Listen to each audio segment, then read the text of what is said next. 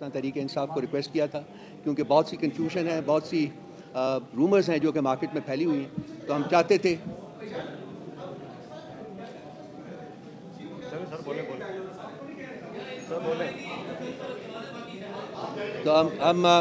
थे कि आपको कुछ हक़ाइक़ से आगाह किया जाए।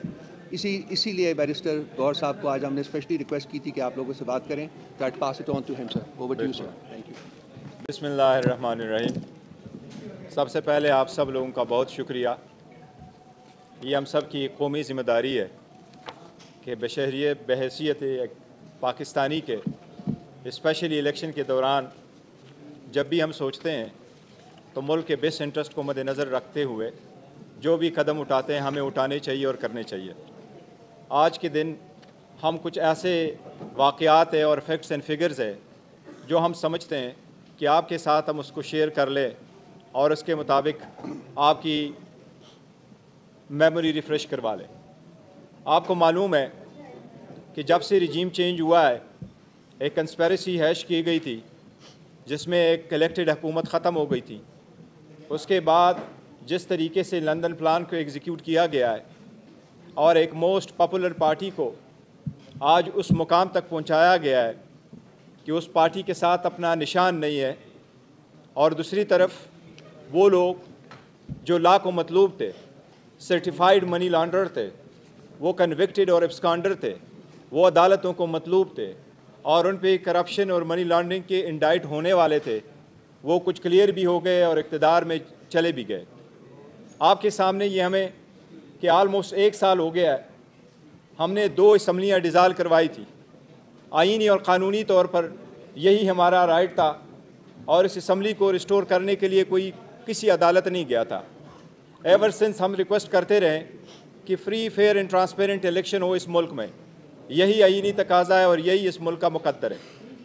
उसके लिए हम 3 मरतबा सुप्रीम कोर्ट में पिटीशन फाइल कर चुके थे और 7 मरतबा हम हाई कोर्टों में जा चुके थे। सुप्रीम कोर्ट ने एक डेट भी दी थी और सदर पाकिस्तान ने भी एक डेट दे दी थी, उस पर अमल दरामद नहीं हुआ। इतना अरसा उसको रखा गया, इलेक्शन पोस्टपोन होते गए वन प्रीटेक्स्ट और दूसरे प्रीटेक्स्ट पे, यहाँ तक कि इलेक्शन कमीशन को जिसकी ज़िम्मेदारी ये है कि free and fair transparent election करवा ले, इलेक्शन कमीशन वो अपनी ज़िम्मेदारी सही और अहसन तरीके से नहीं निभा चुका था। इसमें इलेक्शन कमीशन ने फाइनली जो सुप्रीम कोर्ट के इंटरवेंशन से डेट दी है और सुप्रीम कोर्ट ने वो डेट सदर पाकिस्तान और इलेक्शन कमीशन ऑफ पाकिस्तान के दस्तखतों से जो डॉक्यूमेंट अदलिया के सामने मौजूद है उसके मुताबिक 8 फरवरी को इलेक्शन होने हैं। सुप्रीम कोर्ट ने बारहा कहा है, डायरेक्शन भी दी है इलेक्शन कमीशन को, और वो ये है कि सारे पॉलिटिकल पार्टी के पास लेवल प्लेइंग फील्ड होना चाहिए, यही आईनी तकाज़ा है।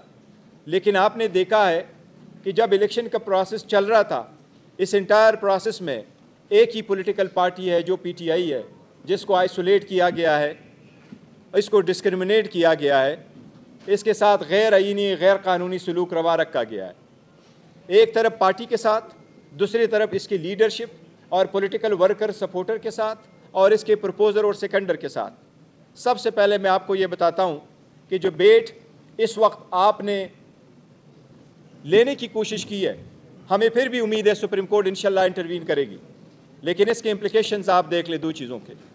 अगर आप बेट का निशान विथहोल्ड करेंगे तो 227 रिज़र्व सीटें जो पॉलिटिकल पार्टीज़ के पास जाती हैं, उसमें से 70 रिज़र्व सीट नेशनल असम्बली की है और बाकी प्रोविंशियल असम्बलीज़ की है।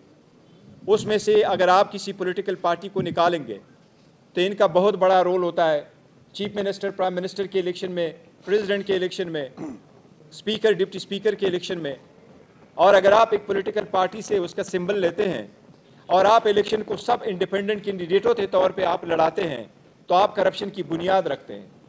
इस मुल्क में करप्शन अगर मज़ीद चलेगी और होगा तो इकानमी मज़ीद डूब जाएगी। इसलिए ये क्रिटिकल इलेक्शन है इस स्टेज पे जो होने जा रहे हैं, और हमारी ये दरख्वास्त और इसके लिए बेंच कंस्टिट्यूट किया जाए और इसको जल्द से जल्द उस पर फैसला हो।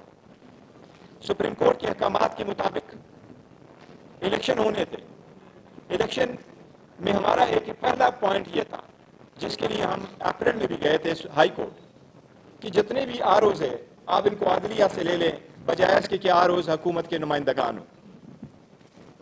وہ اپریل والا الیکشن تو نہیں ہو سکا، لیکن اس الیکشن میں بھی سپریم کورٹ نے ڈائریکشن دی اور سپریم کورٹ نے بجا دی کہ اگر یہی آروز الیکشن کراتے ہیں تو الیکشن ڈیلے نہیں ہونے چاہیے. بٹ ہماری استدعا یہی تھی کہ اگر یہی آروز بھی الیکشن کراتے ہیں تو election free, fair and transparent اور سب کے ساتھ مساوی سلوک ہو. لیکن ایسا بالکل نہیں ہوا ہے. آپ نے دیکھا ہے آر او کے دفاتر کے باہر اگر جتنے بھی پروپوزر سیکنڈر آئیں، پہلی فرصت میں پہلی سٹیج پہ ہمارے لوگوں کو اندر جانے نہیں دیا گیا. وہ فل فلیج میں اپنے نامینیشن پیپر فائل نہیں کر سکے، اور جو نامینیشن پیپر فائل کر چکے ان کے اسکروٹنی کے دوران ان کے پروپوزر سیکنڈر ٹائم پہ کورٹ میں نہیں پہنچ سکے، بلکہ اوپنلی ان کو روکا گیا، مارا گیا اور زد و کوب کیا گیا، وہاں سے رخصت کرایا گیا. بٹ آر اوز نے کوئی آرڈر اس پہ نہیں کیا.